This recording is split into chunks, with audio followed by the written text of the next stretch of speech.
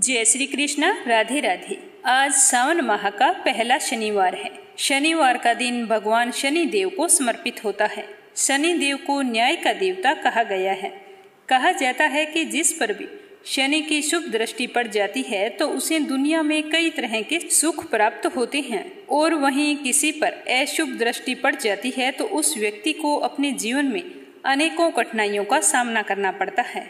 अगर आप भी शनि दोष से पीड़ित हैं तो सावन के पहले शनिवार से व्रत रखें और व्रत कथा सुनें।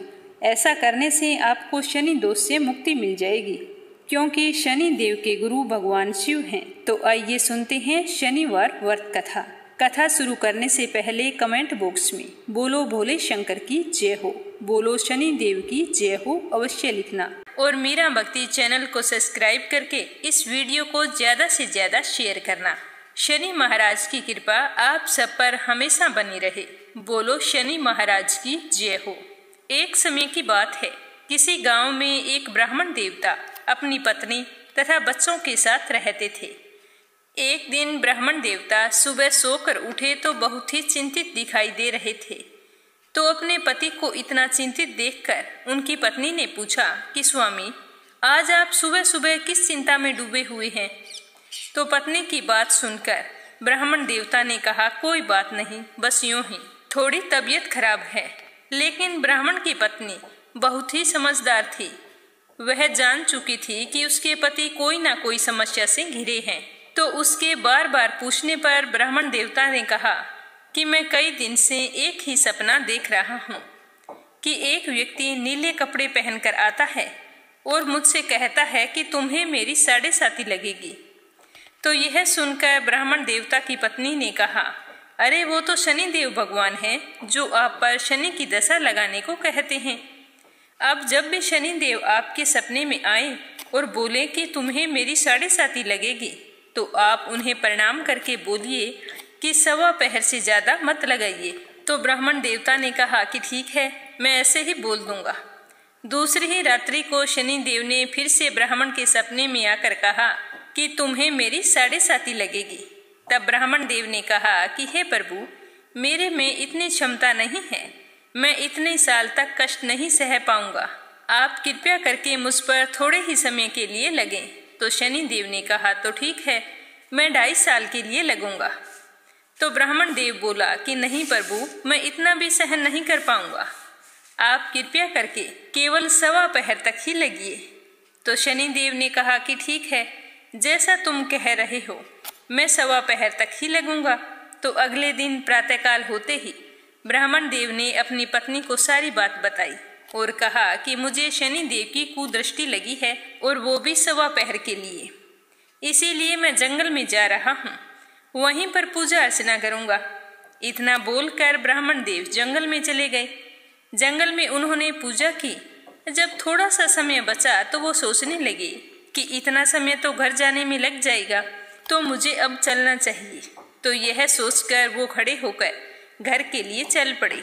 रास्ते में उन्होंने देखा कि एक खेत में तरबूज की बहुत सारी बेलें लगी हुई हैं, और उन बेलों के बहुत ही सुंदर सुंदर तरबूज लगे हुए हैं। तो उन्हें देखकर ब्राह्मण देवता का मन ललचा उठा। वो सोचने लगे कि तरबूज ले चलता हूँ, घर जाकर बच्चों को दे दूंगा, कितने खुश होंगे। तो यह सोचकर ब्राह्मण ने 2 तरबूज तोड़कर अपने पास एक थैला था, उसके अंदर वो तरबूज रख लिए और खेत के मालिक को देखने लगा कि मालिक दिखाई दे जाता तो उनका मूल्य दे चलता। तो खेत का मालिक तो वहां दिखाई नहीं दिया। तो ब्राह्मण ने उसी बेल के पास में तरबूज का मूल्य रख दिया और अपने घर के लिए रवाना हो गए। तो चलते चलते जैसे ही नगर में पहुंचे तो नगर में उन्हें 2 सिपाहियों ने रोक लिया और पूछने लगे कि ब्राह्मण, तुम्हारे थैले में क्या है? तो ब्राह्मण देव ने कहा कि इसमें तो तरबूज है, मैं अपने बच्चों के लिए लेकर आया हूँ। तो सैनिकों को भरोसा नहीं हुआ, तो वो कहने लगे कि खोल कर दिखाओ। तो ब्राह्मण देव ने जैसे ही थैला खोला तो देखा उसके अंदर तो नगर के राजा के दोनों बेटों के सिर कटे हुए हैं। तो यह देखते ही सैनिकों ने ब्राह्मण को बंदी बनाया और राजा के पास ले गए और बोले कि महाराज, इस ब्राह्मण ने आपके पुत्रों की हत्या कर दी है और उनके सिर अपने थैले में छुपा रखे हैं। तो यह सुनते ही राजा को बहुत ही गुस्सा आया और दुख भी हुआ। तो उन्होंने आदेश दिया कि इस ब्राह्मण को तुरंत ही फांसी पर चढ़ा दो। तो ब्राह्मण ने राजा से प्रार्थना की कि हे राजन, मेरी अंतिम इच्छा है कि मैं मरने से पहले पूजा पाठ करना चाहता हूँ। तो राजा ने कहा कि तुम्हारे मन में पूजा पाठ कहाँ से आई? तुम्हारा मन पवित्र नहीं हो सकता, क्योंकि अगर तुम पवित्र होते और ब्राह्मण होते तो कभी मेरे पुत्रों की हत्या नहीं करते। तो ब्राह्मण ने कुछ नहीं कहा कि महाराज, ये तो मेरी अंतिम इच्छा है और मरने वाले की अंतिम इच्छा पूरी की जाती है। तो राजा ने ब्राह्मण की अंतिम इच्छा पूरी करने की अनुमति दे दी। ब्राह्मण देव ने पूजा पाठ किया। तब तक शनि का 1.25 पहर समाप्त हो गया। तो उसी समय राजा के दोनों पुत्र शिकार खेलकर लौट आए। तो यह देखकर राजा हैरान था। राजा ने ब्राह्मण की सजा रोक दी और उनके साथ हुए इन हादसों का कारण पूछा। तो ब्राह्मण देव ने कहा कि राजन, मुझ पर शनि देव की 1.25 पहर की दशा लगी थी, जो अब समाप्त हो गई है। तो यह सुनकर राजा ब्राह्मण से पूछने लगे कि हे ब्राह्मण देव, शनि की दशा लगे तो क्या करना चाहिए? मुझे इसके बारे में बिल्कुल भी ज्ञान नहीं है। तो ब्राह्मण देवता ने कहा कि अगर शनि की कुदृष्टि लगे तो काले कुत्ते को सरसों के तेल से चुपड़कर रोटी खिलानी चाहिए। सामर्थ्यवान व्यक्ति को काले हाथी का या काले घोड़े का दान करना चाहिए। शनिवार के व्रत रखकर शनि देव की कथा सुननी चाहिए। इसे शनि की दशा का प्रकोप समाप्त हो जाता है। तो यह सब सुनकर राजा ने ब्राह्मण देव को छोड़ दिया। जैसे ही ब्राह्मण देव घर पहुंचे तो उनकी पत्नी ने पूछा कि स्वामी, आज आप थैले में क्या लेकर आए हैं? तो ब्राह्मण ने कहा कि बच्चों के लिए तरबूज लाया हूँ। तो पत्नी ने थैला लेकर जैसे ही खोला तो उसके अंदर तो सोने, चांदी और हीरे जवाहरात भरे हुए थे। तो यह देखकर पत्नी बहुत ही खुश हुई और अपने पति से कहने लगी कि आपका थैला तो सोने, चांदी, जवाहरात से भरा है, इन्हें आप कहाँ से लाए हैं? तो यह देखकर ब्राह्मण देव बहुत ही प्रसन्न हुए और शनि देव की महिमा अपनी पत्नी को बताई और बोले कि जब 1.25 पहर की दशा लगी थी तो तरबूज राजा के बेटे के सिर बन गए और जब 1.25 पहर की दशा समाप्त हुई तो वही तरबूज सोना, चांदी, जेवरात बन गए। हे शनि देव, आपकी महिमा तो अत्यंत निराली है। जैसे आपने मुझ पर 1.25 पहर की दशा लगाई वैसे किसी पर ना लगाना, और जैसे आपने मेरे जैसे गरीब पर कृपा की वैसे सब पर करना। जो भी श्रद्धा भाव से आपका व्रत रखे और आपकी ये व्रत कथा सुने, उसकी सारी मनोकामनाएं पूर्ण करके आशीर्वाद देना कि वह कभी भी अपने जीवन में नाना प्रकार के कष्टों का सामना ना करे। अपने कार्य क्षेत्र में हमेशा उसको सफलता मिले। बोलो शनि महाराज की जय हो। अब सुनते हैं अगली कहानी। एक समय स्वर्ग लोक में सबसे बड़ा कौन है, इस प्रश्न को लेकर सभी देवताओं में वाद विवाद शुरू हो गया। वाद विवाद बढ़ते बढ़ते युद्ध की नौबत आ गई। तो सारे देवता देवराज इंद्र के पास पहुंचे और बोले कि हे देवराज, आपको निर्णय करना होगा कि 9 ग्रहों में सबसे बड़ा कौन है। तो देवताओं का प्रश्न सुनकर देवराज इंद्र उलझन में पड़ गए और कुछ देर सोचते रहे। सोचकर बोले कि हे देवगणों, मैं आपके इस प्रश्न का उत्तर देने में असमर्थ हूँ। आप ऐसा करो कि पृथ्वी लोक में उज्जैनी नगरी में राजा विक्रमादित्य का राज्य है। हम सब राजा विक्रमादित्य के पास चलते हैं, क्योंकि वह न्याय करने में अत्यंत ही लोकप्रिय है। उनके सिंहासन में अवश्य ही कोई जादू है कि उस पर बैठकर राजा विक्रमादित्य दूध का दूध और पानी का पानी अलग करने का न्याय करते हैं। तो देवराज इंद्र के आदेश पर सभी देवता पृथ्वी लोक में उज्जैनी नगरी में पहुंच गए। देवताओं के आगमन का समाचार सुनकर स्वयं राजा विक्रमादित्य ने उनका स्वागत किया। महल में पहुंचकर जब सारे देवताओं ने उनसे अपना प्रश्न पूछा तो राजा विक्रमादित्य भी कुछ देर के लिए परेशान हो उठे, क्योंकि सभी देवता अपनी अपनी शक्तियों के कारण महान और शक्तिशाली थे। किसी को छोटा या बड़ा कह देने से उनके क्रोध के प्रकोप से भयंकर हानि पहुंच सकती थी। तभी राजा विक्रमादित्य को एक उपाय सूझा और उन्होंने विभिन्न धातुओं स्वर्ण, रजत, कांसा, तांबा, सीसा, रांगा, जस्ता, अब्रक व लोहे के 9 आसन बनवाए। धातुओं के गुणों के अनुसार सभी आसनों को एक दूसरे के पीछे रखवा कर उन्होंने देवताओं को अपने अपने सिंहासन पर बैठने को कहा। सब देवताओं के बैठने के बाद राजा विक्रमादित्य ने कहा कि आपका निर्णय तो स्वयं ही हो गया। जो सबसे पहले सिंहासन पर विराजमान है वही सबसे बड़ा है। तो राजा विक्रमादित्य का निर्णय सुनकर शनि देवता को गुस्सा आ गया, क्योंकि शनि देवता ने सबसे पीछे आसन पर बैठने के कारण अपने को छोटा माना और छोटा जान क्रोधित हो गई और राजा से कहा कि हे राजन, तुमने मुझे सबसे पीछे बैठाकर मेरा अपमान किया है। तुम मेरी शक्तियों से परिचित नहीं हो। मैं तुम्हारा सर्वनाश कर दूंगा। सूर्य एक राशि पर 1 महीने, चंद्रमा 2.25 दिन, मंगल 1.5 महीने, बुध और शुक्र 1 महीने, गुरु 13 महीने रहते हैं, लेकिन मैं किसी राशि पर 7.5 वर्ष तक रहता हूँ। बड़े बड़े देवताओं को मैंने अपने प्रकोप से पीड़ित किया है। राम को 7.5 के कारण ही वन में जाकर रहना पड़ा। रावण को 7.5 के कारण ही युद्ध में मृत्यु का शिकार बनना पड़ा। उसके वंश का सर्वनाश हो गया। हे राजा, अब तुम भी मेरे प्रकोप से नहीं बच सकेगा। राजा विक्रमादित्य शनि देवता के प्रकोप से थोड़ा भयभीत हो गए, लेकिन फिर उन्होंने मन में विचार किया कि जो मेरे भाग्य में लिखा होगा वही होगा। फिर शनि के प्रकोप से भयभीत होने की तो कोई जरूरत नहीं है। उसके बाद अन्य ग्रहों के देवता तो प्रसन्नता के साथ वहां से चले गए, लेकिन शनिदेव बड़े ही क्रोध के साथ वहां से विदा हुए। राजा विक्रमादित्य पहले की तरह ही न्याय करते रहे। उनके राज्य में सभी स्त्री पुरुष बहुत ही आनंद से अपना जीवन यापन कर रहे थे। कुछ दिन ऐसे ही बीत गए। उधर शनि देवता अपने अपमान को नहीं भूले थे। राजा से बदला लेने के लिए एक दिन शनि देव ने घोड़े के व्यापारी का रूप धारण किया और बहुत से घोड़ों को साथ लेकर उज्जैनी नगरी पहुंचे। राजा विक्रमादित्य ने राज्य में किसी घोड़े के व्यापारी के आने का समाचार सुना तो अपने अश्वपाल को कुछ घोड़े खरीद कर लाने के लिए वहां पर भेज दिया। जैसे ही राजा के आदेश पर अश्वपाल वहां पर जाकर घोड़ों को देखा तो वह बहुत ही खुश हुआ, लेकिन घोड़ों का मूल्य सुनकर उसे बहुत ही हैरानी हुई। घोड़े बहुत कीमती थे। अश्वपाल ने वापस लौटकर राजा को इसके बारे में बताया तो राजा स्वयं वहां पर गए और एक सुंदर और शक्तिशाली घोड़े को पसंद किया। घोड़े की चाल देखने के लिए राजा उस घोड़े पर सवार हो गए।